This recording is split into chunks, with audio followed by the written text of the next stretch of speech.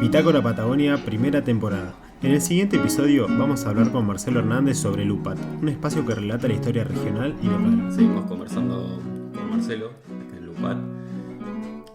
En este episodio me gustaría hacer un poco de hincapié en lo que es la escala un poco más local en la ciudad de Comodoro, cómo surge la ciudad y cómo fue pensada en un principio.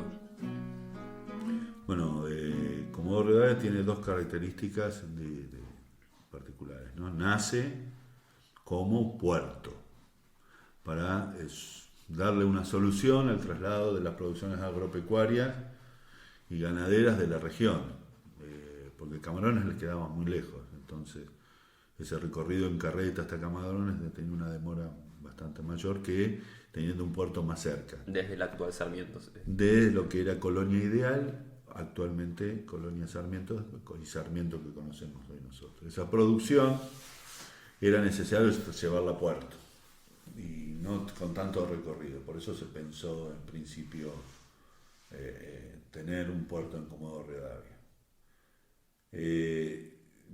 Ya para 1907 se descubrió el petróleo, no digo descubrió porque no surgió el petróleo en una de las perforaciones, que cierto era que ya había exploraciones geológicas y datos sobre que en la región había petróleo. La excusa de buscar agua es una construcción que se convirtió en mito y hoy ya sabemos, y muchos historiadores y ya mucha gente tiene el relato, no, se estaba buscando realmente petróleo en la región, como en otros lugares del país que también se había habido trabajos geológicos, Salta, Mendoza. Entonces la intencionalidad de buscar agua y encontrar petróleo parecería, hablamos en potencial, que era más bien una excusa para no despertar el interés de otros lugares, parecería. Y así en una producción audiovisual de época se muestra a Fuch, a Beguín, muy contento porque se encontró petróleo en Comodoro Rivadavia y hablando que se estaba buscando agua. Entonces a partir de ahí uno tiene ese relato construido durante muchos años, pero ya creo que en los últimos 30 años ese relato fue desapareciendo, pero queda dando vueltas en la ciudad y en algunas personas todavía esto, porque es muy romántico, ¿no? Es decir, el romanticismo en la historia. Pero está claro que no, que había muchos datos para decir que no era así, si no, no hubiese venido especialistas como Fuch, ¿no? a buscar, o Beguín a buscar agua. ¿De dónde vinieron? El agua venía en carretas, había 7 lugares, entonces esto era muy engorroso, se intentó buscar en algunos otros lugares agua y bueno, Manantiales Verdes, uno de los más conocidos por todos, que viene el agua por el ducto, que era el agua para YPF.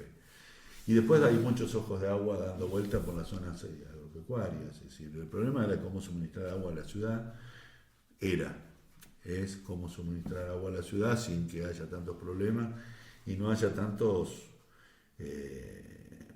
idas y vueltas con la relación agua y ciudad, que tiene que ver con que el lago Múster tiende en algún momento, bueno, en ese momento no se pensaba traer agua del Múster porque quedaba muy lejos.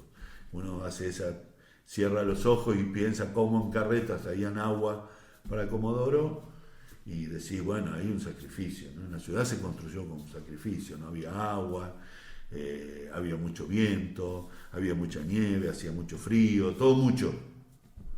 Y venía gente de otros lugares.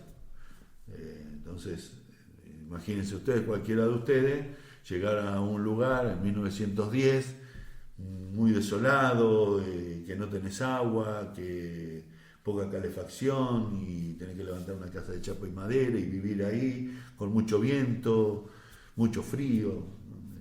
Es toda una aventura, pero es todo un sacrificio. Marca que los que vinieron y generaron. Yo lo veo desde este lado, ¿no? Es decir, los historiadores por ahí hacen otras lecturas, pero yo me lo imagino, me lo pongo en cuerpo, ¿no? Es decir, ¿Qué les pasaba por la cabeza? Bueno, había intereses comerciales muy importantes, esto es seguro. El puerto generó el centro de la ciudad. El puerto permitió que la ciudad creciera desde el mar hacia el sur, y esto porque la geografía del espacio no permitía que en la loma era el que estaba planteado cuál iba a ser el centro comercial, administrativo y político, que era Rivadavia y Alsina. Pero en las estructuras de aquel momento no daba para poner la ciudad allá arriba. Era muy complejo para construir la ciudad allá arriba. Entonces, la dinámica propia del puerto fue llevando a la ciudad a crecer desde el mar hacia allá, ¿no? Entonces, ahí hay toda una construcción, y vuelvo a hablar de la palabra del sacrificio de venir a estos lugares, ¿no? Nosotros cuando relatamos ahí, uno como comunicador social busqué mucho en publicaciones de época, ¿no? Y nos encontramos con una revista, Caras y Caretas, que era de tirada nacional, que había sido uruguaya, que después fue argentina, y esta tirada nacional de 1896, creo que empezó, 98, hasta el 38, hasta el 1938, una revista muy grande, y tiene muchos artículos sobre Comodoro Rivadavia de 1903, 4 creo, en adelante, hasta el 36. Y ahí uno ve qué reflejo o cómo era construido Comodoro en el imaginario del escritor, del periodista y del corresponsal que tenía, ¿no?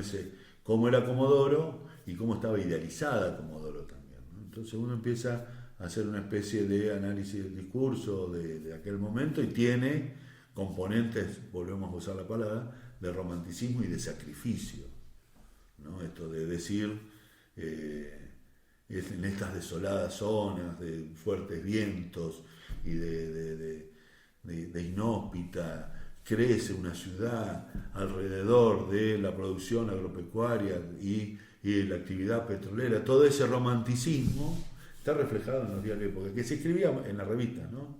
Y que se escribía muy diferente a lo que se escribe ahora. Es muy poético, muy de cronista, y trabaja en la narrativa, ¿no?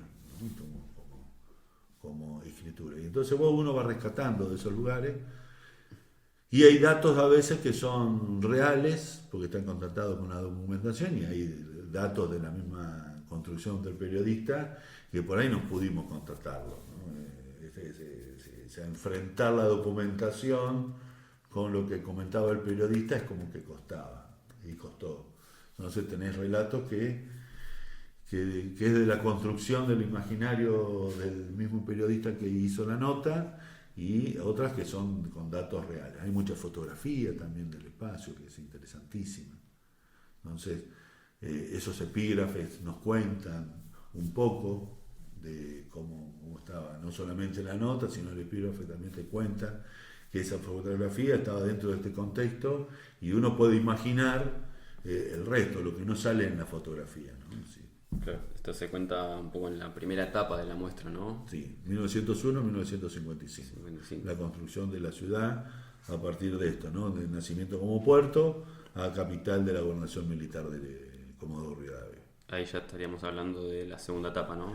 Luego empieza la segunda etapa, 1956-1983, y ahí muestra un poco más el relato que tiene que ver con los cambios sobre las políticas estatales del petróleo, es decir, que ahí se hacen los contratos petroleros, que fueron luego cerrados, anulados, mejor dicho, por decir, en el 58 empezaron los contratos petroleros con el gobierno de Frondizi, y luego fueron anulados por el gobierno de Ilía, que había sido motivo de campaña, ¿no? De anular los contratos petroleros. Y esto modificó un poco también esas dinámicas que venían dándose, y empezaron a verse de otra manera. Es decir, el petróleo es estatal y ya no había empresas extranjeras que pudieran explotarlo. Esto significaba más o menos en síntesis la anulación de los contratos petroleros, y que venía de la mano de la nacionalización del petróleo, y que venía de la mano de una política en ese momento, la Unión Cívica Radical, que el gobierno desarrollista de Frondizi lo había pensado de manera diferente, ¿no? Es decir, la ciudad creció diferente entre esos años porque fue dominado el boom petrolero, ¿no? Y ahí mostramos algunas fotografías de la ciudad y características de ese momento, y ahí es como que tenemos relatos más vivos. Ahí la gente, sí, yo me acuerdo de esto, acá había una cosa, acá había lo otro, yo iba a tal lugar, yo hacía tal cosa, y te cuentan. Y ese te cuentan te permite cerrar los ojos de nuevo e imaginarte cómo iba modificándose la ciudad, y esas historias personales hay que llevarlas a la construcción de la ciudad, ¿no? Es decir, cómo tantos relatos convergen en lo mismo y qué había detrás de estos relatos, ¿no? Es decir, no olvidemos que entre medio de todo esto hay cooperativas de energía. Primero en una empresa particular, después pasó, no me acuerdo ahora el nombre, disculpen, después pasó hoy tenemos todavía la Cooperativa Popular Limitada, que es la energía y agua, pero nace hace mucho, ¿no? Porque había una ausencia por ahí del aporte estatal para dar el suministro, entonces se genera una cooperativa. Y estas dinámicas es casi toda la Patagonia también, ¿no? Estas cooperativas de energía. En esa época se llevó un gasoducto que tardó 2 años y pico en la gobernación militar, un gasoducto del gas de la zona a Buenos Aires, 2000 y pico de mil kilómetros, y se hizo rápidamente. Comodoro era fuente de energía, petróleo, gas, no era la región de la gobernación militar, no era cualquier cosa. En el posicionamiento político era un posicionamiento muy fuerte. La gobernación militar tiene esto, ¿no? Es decir, desde la denominación misma dice gobernación militar, no te dice provincia, te dice gobernación militar, por lo cual son gobiernos, más allá que era un gobierno democrático del general Perón, era una gobernación militar. Es decir, había que no solamente trabajar las energías, sino, aparte de los procesos de nacionalización que habían en esa época, te está dando un posicionamiento geopolítico a la Patagonia. ¿Sí? ¿Se entiende, no? Sí. Todavía había mucha discusión de fronteras y tener una gobernación militar en el espacio patagónico era un posicionamiento geopolítico, ¿no? Esto lo contamos un poco en el recorrido. ¿Y la ciudad cómo era en relación a los años anteriores, donde estaban concentrados los principales focos de la ciudad, digamos, esta pequeña ciudad que es la inicial, era una ciudad carente de recursos. Cuando se declara capital de la gobernación militar, aparecieron los recursos, apareció el dinero, y ahí hubo están las tierras ganadas del mar, están los edificios, lo que nunca funcionó como tal, pero que está denominado todavía como ex hotel de turismo, que funciona la Justicia Federal, Radio Nacional en ese espacio, el Colegio Perito Moreno, el Hospital Regional, el edificio judicial. Es decir, ahí, fíjense en la magnitud del edificio, estos edificios monumentales que no estaban en Comodoro Rivadavia, no existían, pero que eran dignos de estar en una capital. Y para ser capital tendrías que tener este tipo de edificios. Entonces, ahí es cuando se construyeron. Y también se construyó, alejado en aquel momento, en el medio del campo, no había nada, lo que era el hogar escuela de la Fundación Eva Perón, que ya en el año 66 pasa a ser Liceo Militar Roca, que se culminó la construcción, etcétera, etcétera, porque se paralizó en el 55 la obra. Este hogar es parte de otros hogares escuelas que están distribuidos en el país, tienen todos el mismo, muy parecido o el mismo estilo de construcción y formato, y se hubiesen servido para una función particular, sin ser funcionalista, lo digo, ¿no? Tenían un destino y terminando otro destino. En ese proceso, antes del 66, también funcionaron algunas escuelas de Comodoro Rivadavia, yo no me acuerdo los números, pero funcionaban escuelas, daban clases ahí. como porque parecía que iba a tener ese destino, pero bueno, terminó con otro tipo de destino, y esto marca lo que significó para la ciudad haber sido gobernación militar, ¿no?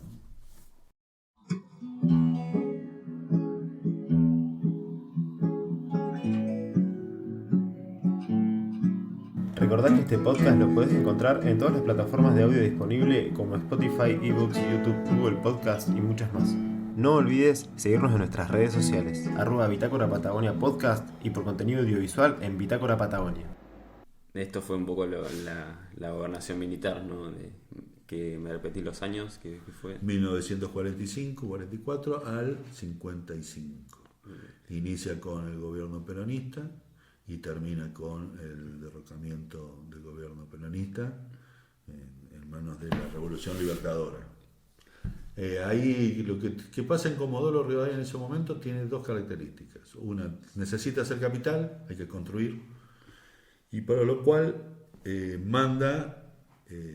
se nombra al fotógrafo oficial González como fotógrafo oficial de la gobernación militar.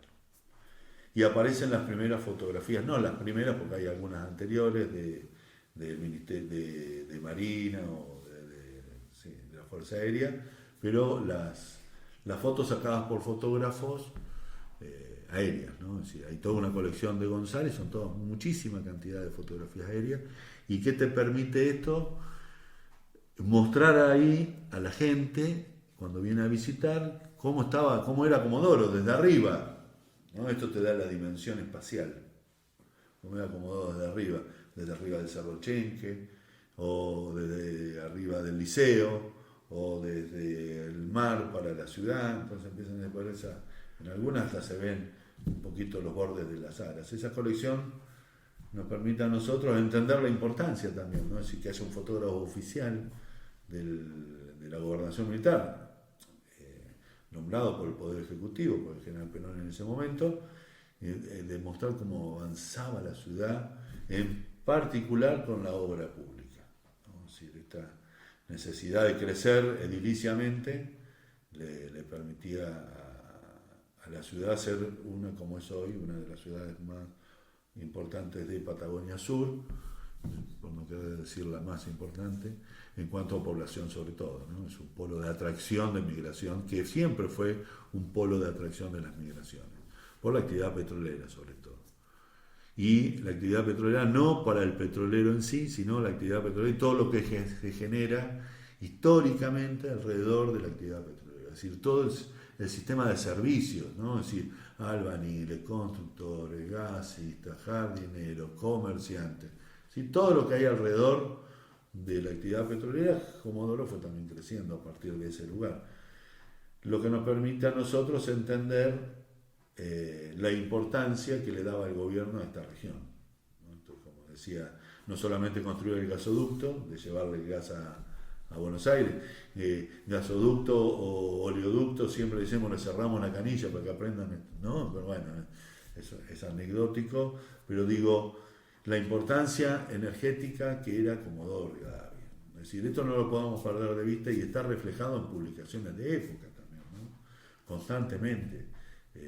Basta con leer los diarios Rivadavia, el diario Chubut, la revista Caras y Caretas, para entender, porque pareciera que no nos conoce nadie, pero era una ciudad muy mirada, un lugar, una localidad muy mirada desde el poder político por todo lo que significaba, y vuelven a utilizar la palabra, energía.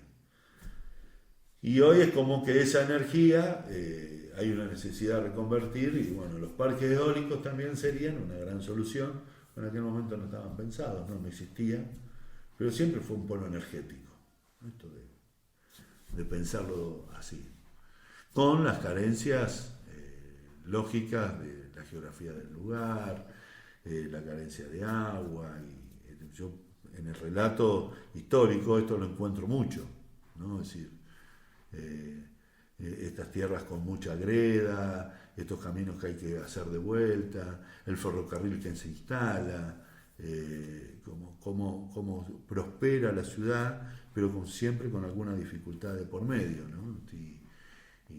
Y y la importancia que le da a la gobernación militar es netamente política, vuelvo a insistir con esto, es netamente económica y es netamente geopolítico a la vez, de instalarse en Patagonia.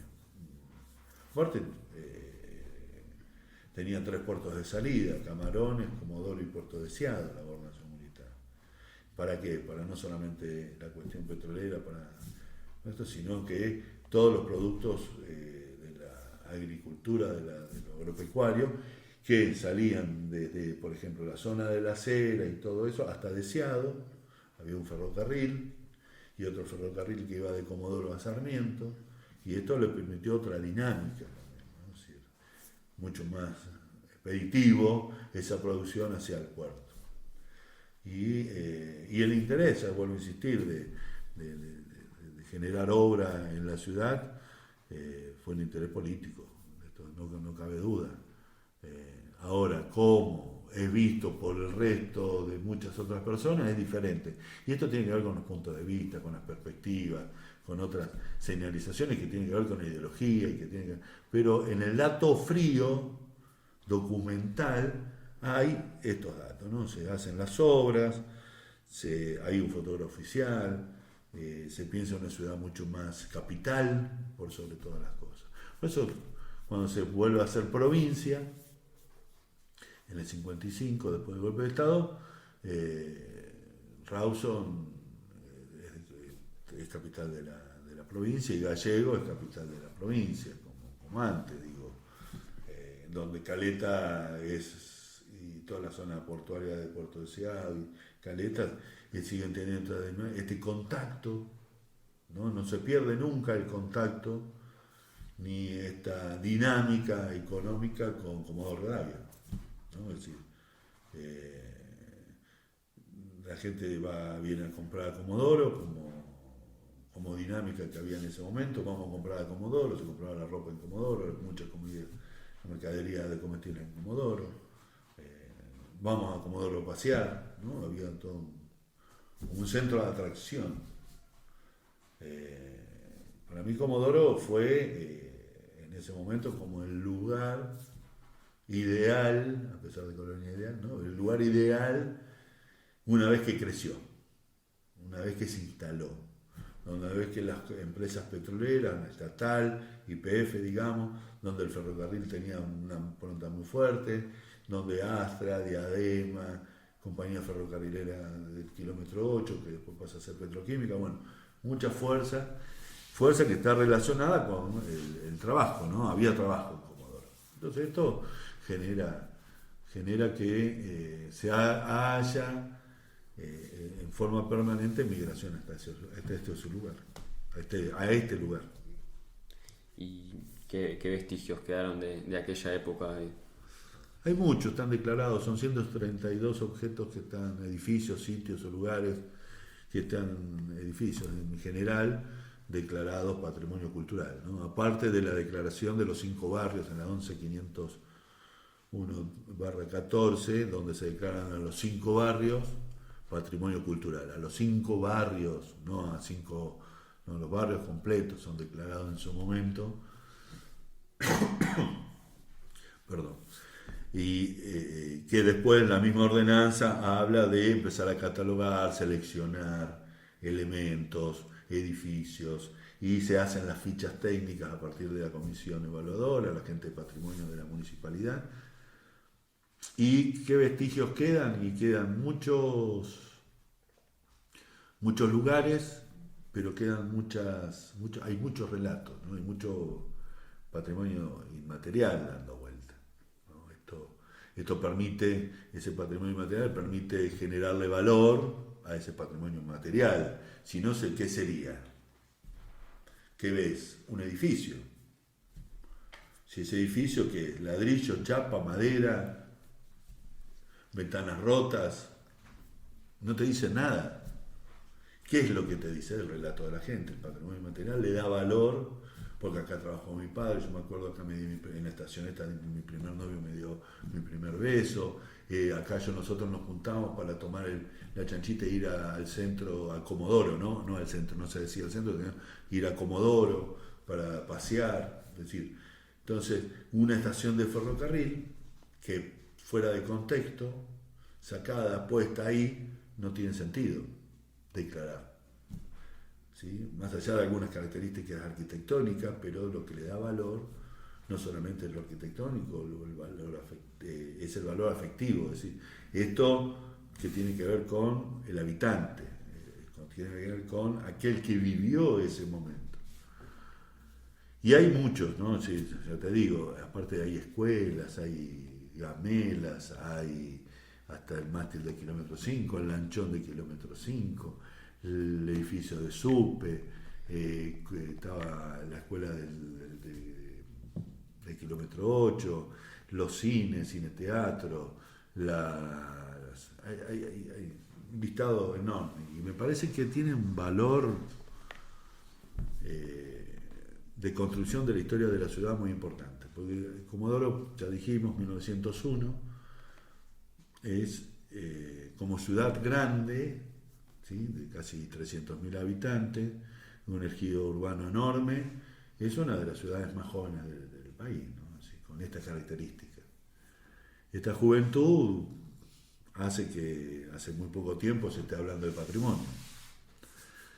Cosa que, por ejemplo, vos vas a cualquier lugar del norte, Corrientes, te dice la catedral 1590 y pico. Vos ves una catedral 1590 y pico. Entonces ya es incorporado y ahí sí vas a un documento.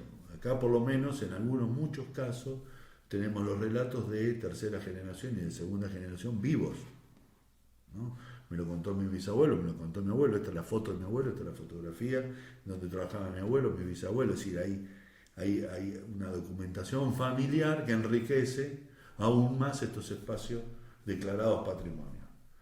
No lo dije, pero los 5 barrios declarados, al principio de todo, en el primer episodio, dijimos kilómetro 5, kilómetro 3, kilómetro 8, Diadema y Astra. Cada uno con sus características, sus cualidades, ¿no? Astra sigue como inmaculado en el tiempo, ¿no? Con las refacciones, pero es como que el espacio, el territorio, perdón, sigue estando tal cual, con muchos menos habitantes que tenía en ese momento. Diadema tiene también esa cuestión de espacio histórico, ¿no? La construcción de esas casas, de la iglesia de Santa Bárbara, es decir, el barrio tal, ¿no? Entonces, la vieja escuela, el teatro, igual que Diadema, todo esto es como que uno entra ahí, entra al lugar histórico. Pero si nadie te cuenta qué significa eso y de dónde viene eso, no tiene sentido tampoco visitarlo. Es decir, nosotros tenemos una riqueza patrimonial que está basada en el trabajo.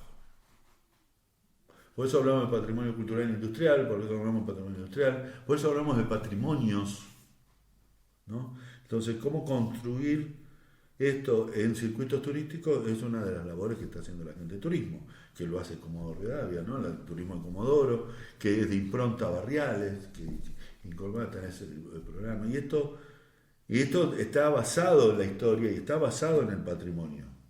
Estos circuitos turísticos, en principio, están basados en el patrimonio y en la historia. Si no, no tiene sentido ir a Astra. No tendría sentido ir a Diadema. No tiene sentido un museo del kilómetro 3, el Museo del Petróleo. Sí, tiene sentido, porque ahí te cuentan. ¿Sí? Hay un montón de cartelitos, hay una persona que te guía. Pero si ir a visitar porque sí a un barrio, si no hay nadie que te lo vaya contando o haya elementos que te permitan ir, bajarte, leer y entender qué es eso. Entonces, creo que estos circuitos turísticos le dan una vida distinta a Comodoro Rivadavia, ¿no? Que no tenía.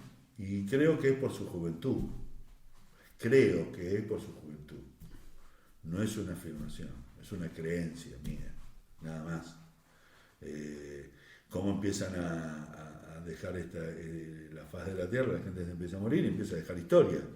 Y cuando esos hijos se hacen cada vez más mayores, empiezan a recordar a sus mayores y empiezan a querer contar lo que pasó y contar esa historia. Por eso hay gente que se dedica muchísimo tiempo de su vida a trabajar el patrimonio desde lugares que no son instituciones oficiales, ¿no? Es decir, tener gente del Faro, la Luz del Faro, bajo la Luz del Faro, la gente de la Asociación detrás del puente, la Biblioteca Popular de Astra, la gente de la Asociación Vecinal del Kilómetro 3, el Grupo Centinela, y trabajan con patrimonio. Patrimonio que no es solamente esta construcción que podemos hacer nosotros de la historia, que ellos también la hacen desde otro lugar, de su propia experiencia a la vez, pero esa construcción que hace le da sentido de pertenencia, le da identidad barrial, todas. Entonces, el patrimonio no es una cosa, declaramos patrimonio tal cosa porque es vieja, no. Entonces ahí hay que discutir, y ahí está la presencia de esta gente también, ¿no? Estos grupos que le dedican mucho, ya le digo, mucho tiempo, pero el tiempo no solo como tiempo reloj, ¿no? Tiempo de vida, se dedican todo, dedican mucho a que y muchas actividades semanales y recorridos y publicaciones de Facebook. Las redes sociales ayudaron muchísimo a expandir el tema patrimonio.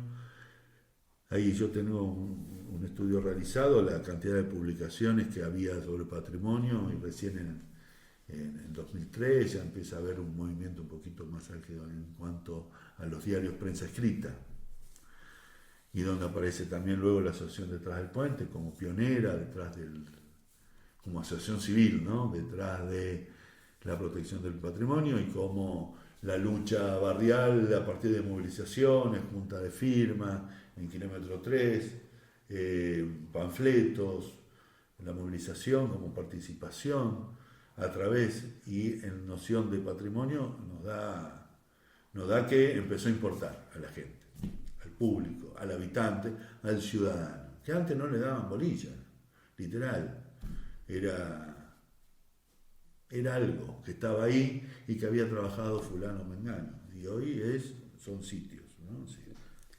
Qué importante que se involucre la gente para mantener viva esa herencia, por así decirlo, ¿no? Es fundamental. Es fundamental. Estoy convencido de eso, nadie me lo puede sacar de la cabeza. Si alguien me dice que no, yo le digo, bueno, discutimos. Pero primero es la política pública relacionada con el patrimonio y la historia, surge a partir de todos los movimientos sociales que se generan, chiquitos, medianos, publicaciones, ¿sí? Es decir, el aparecer en escena, el patrimonio, es tomado tanto por la agenda periodística, agenda setting en aquel momento, y la agenda pública.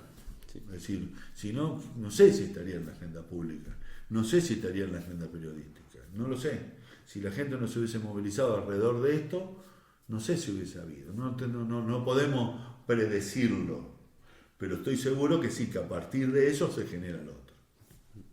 Por eso la realidad es otra y... Es el dato lineal. Es el dato. No. Es leer lo que pasó. Entonces vos pones ahí, podés hacer varias interpretaciones, pero yo creo también en esto. Ingresa en la agenda periodística y ingresa en la agenda pública porque hay un interés particular en la agenda política y en la agenda pública y en la agenda periodística. Es decir, no lo hacen para darle la razón, lo hacen porque lo sienten también. Nosotros han escrito, la gente que escribe dentro de los libros barriales, que trabajó con nosotros en la escritura, no son todos de la universidad, hay gente que le interesa el tema y han escrito capítulos en la colección. Hemos tenido interés particular de muchos actores políticos en tener los libros y leerlos y discutir, porque son de Comodoro. Muchos de ellos son nacidos y criados en Comodoro, muchos de ellos tienen su familia en Comodoro, muchos de ellos son hijos de esos migrantes que nosotros hablamos, muchos de ellos viven en Kilómetro 3, en Diadema o en Astra. Entonces ya hay otra cuestión que tiene que ver, como la que dijimos antes, que es la pertenencia. Pareciera que hay un sentido de pertenencia en el actor político, en el actor periodístico, que le permite tener interés particular por estos temas. Pero sale y surge a partir de abajo hacia arriba, ¿no? Así, cuando un montón de señoras que no eran bien tratadas en su momento porque no No era común que un grupo de personas, mujeres mayores, salgan a la calle a protestar. Entonces, si no hubiese pasado también eso, quizás tampoco estaríamos hablando de patrimonio hoy en Comodoro. No lo sé. Son interrogantes, ¿no? Como no sucedió, quedan en el éter como interrogantes. Interrogantes. Muy bien. Muchas gracias, Marcelo, por este segundo episodio que estuvimos hablando de Comodoro. Para saber más hay que venir y visitar el espacio. Exacto. Esta Sí. es solo una pequeña muestra. www.lupat Comodoro Rivadavia o en el Facebook de Asociación Civil, ahí pueden hacer el contacto con nosotros, coordinamos la visita y nos vienen a visitar. Traigan muchas ganas de preguntar, pero muchas ganas de contar. Gracias, Marcelo. Esto fue Bitácora Patagonia Podcast. Si te gustó, seguinos en nuestras redes sociales, @Bitácora Patagonia Podcast y por contenido audiovisual en Bitácora Patagonia.